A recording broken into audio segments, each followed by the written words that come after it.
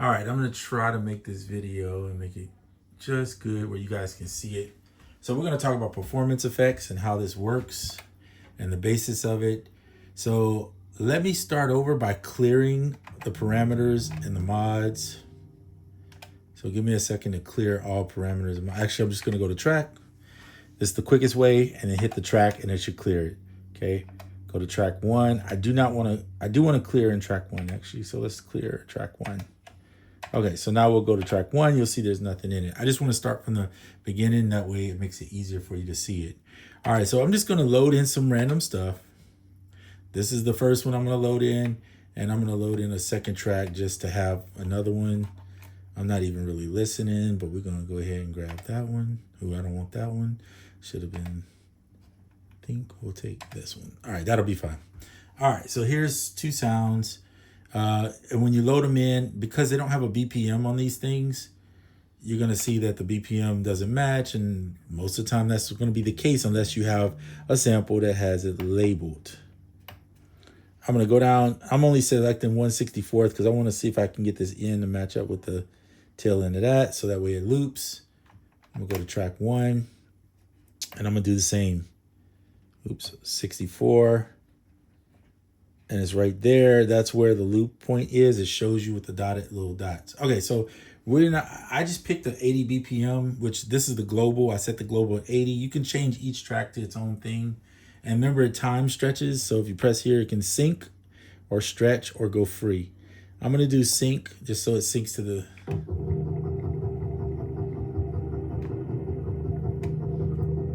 I'm going to go ahead and clear this out too.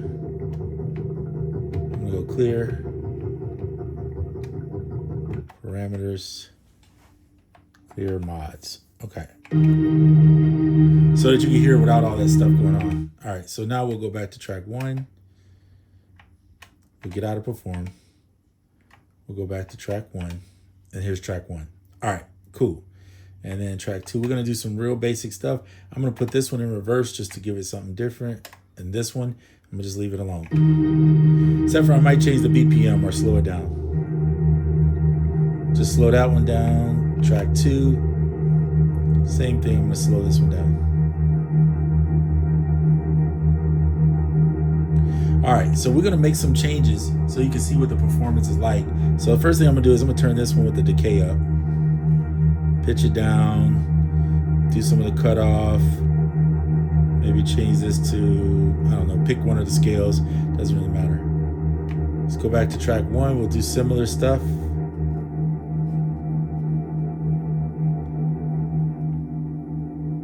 Turn that up. Pick like the minor.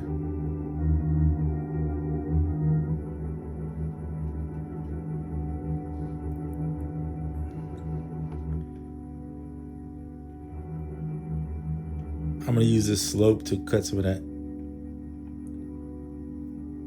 And then what I'm going to do is turn up the spray. I'm just picking stuff at random to do, right? Because this is what I'm going to do. Go to track 2. We're going to do some waves, make it move. And maybe detune it just a little bit. We'll throw on some reverb. Now you can sit here and really sculpt it. That's what you should be doing because that's what it's designed to do, is sculpt out stuff. I'm just doing something quick so you can kind of see. So I highly suggest do that. Sculpt it, take your time, find some stuff that you want to do. I'm gonna just throw some stuff on here. Random size. Put some spray on. And warp. And we'll adjust the pitch. If you look in the pitch, you'll have different scales in there, so you can pull. I'm gonna use chromatic. Set it like that. And that's a okay thing. It's not great, but it is what it is. All right, so you see it going. I'm gonna speed this one up a little bit. You can also adjust the tempo. Maybe you want the tempo to be a little bit different on this one.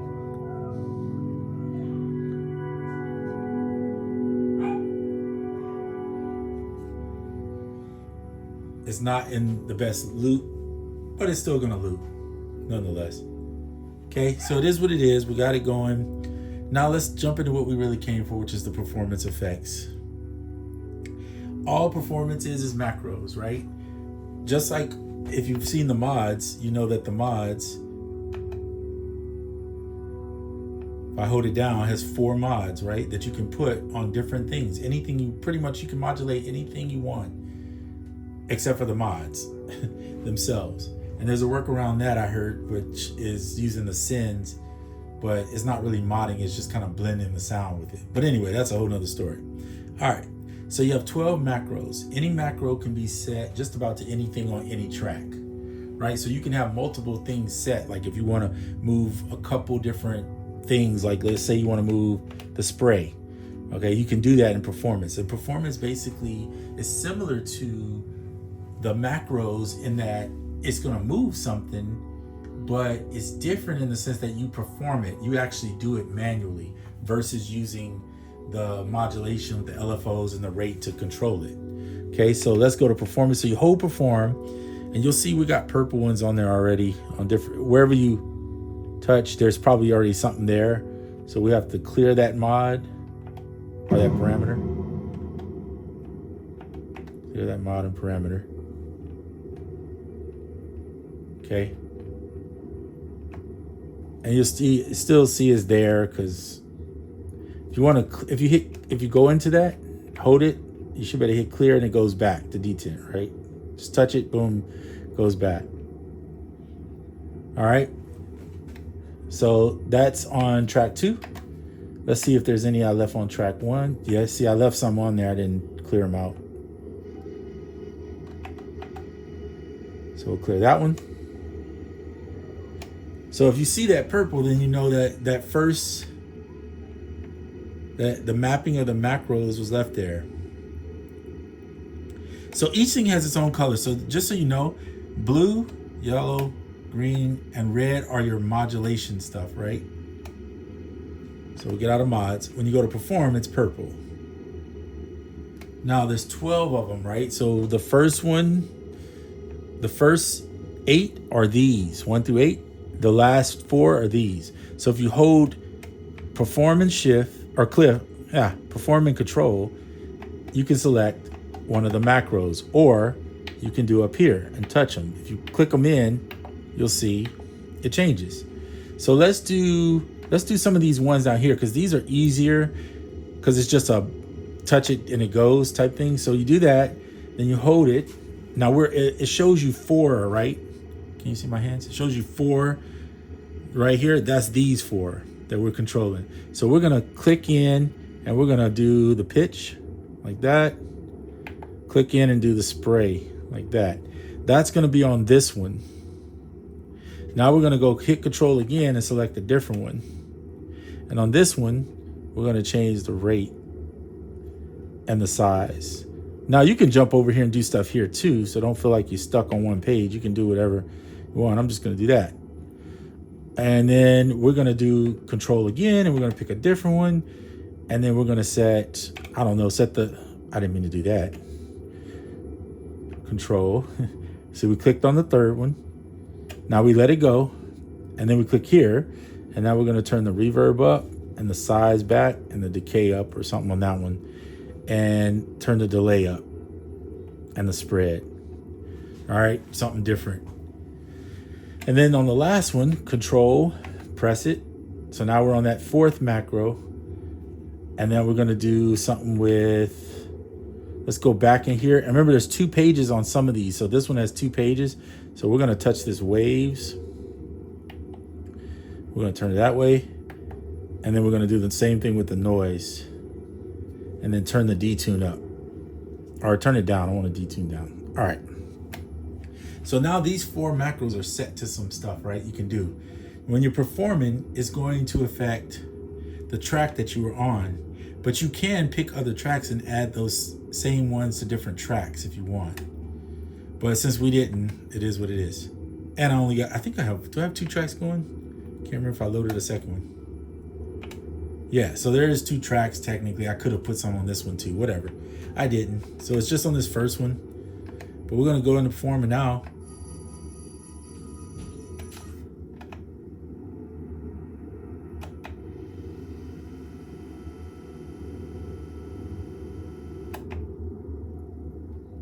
So you hear that? So you can do all four.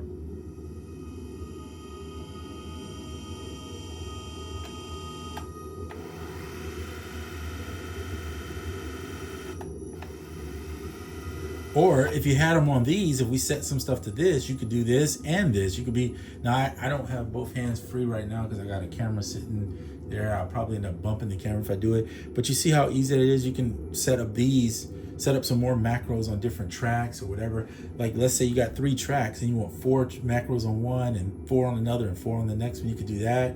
Or you could do 4 on one, 2 on one, I don't care, 6 on one, however you want to do. And when you go into perform, then you start tweaking, and now you're building this incredible soundscape or whatever you want to do. If you want to get glitchy, you can get glitchy. It's up to you. So that's how the performance works. It's pretty easy to use. Temp is kind of like immediately just hold it, change whatever you want. It could be something wild, right? Just start changing knobs. And when you let go, it's going to go back to what you had originally. So that's kind of a nice tool to use in conjunction with perform. Right? If you're performing and you want to do some breakdown where you just want to go crazy and start turning stuff, hold temp, do it, and then when you release, you go back to your stuff. So anyway, this also perform also works in conjunction with the scenes. So if you use the scene button, we're not going to talk about that. You can load in scenes, make different copies of scenes, and load them in, and then you can like perform between those. So it's just so many ways to do it. I think I spoke on everything that you do.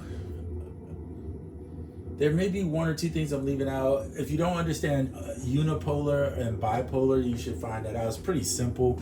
Let me just show you. So here, when you click these in, you see you have an option to go bipolar or unipolar. So bipolar means it goes left, it goes right, or it can go left. Okay. Unipolar means it's just one dial. It's like setting it up to 100% or bringing it back down to 0, right?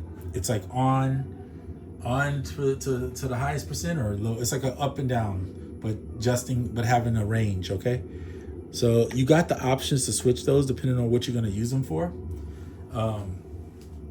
I just say use it for however you want to use it, right? Just have fun. The thing is just explore. That's the good thing about a sculpting sampler to me, is that you're having fun, you're exploring, you're creating new sounds, and you're in control of how it's going to be shaped. And it's not hard to use this machine, which is why I like it so much. So does it have its problems? Of course. Every one of them do, including this Digitac. Sometimes it bugs out on me and does some weird stuff, but it's a lot of fun to use. And so that's why you get a machine like this. It takes you away from the computer a little bit and gives you something different to look at. So performance effects, hope you guys enjoyed it. I'm not the greatest at it yet. I'm still working on learning myself. So, but I understand the concept of what it does. So I just wanted to share that with you. Hope this helps you, and I'll see you on the next video. I'm out.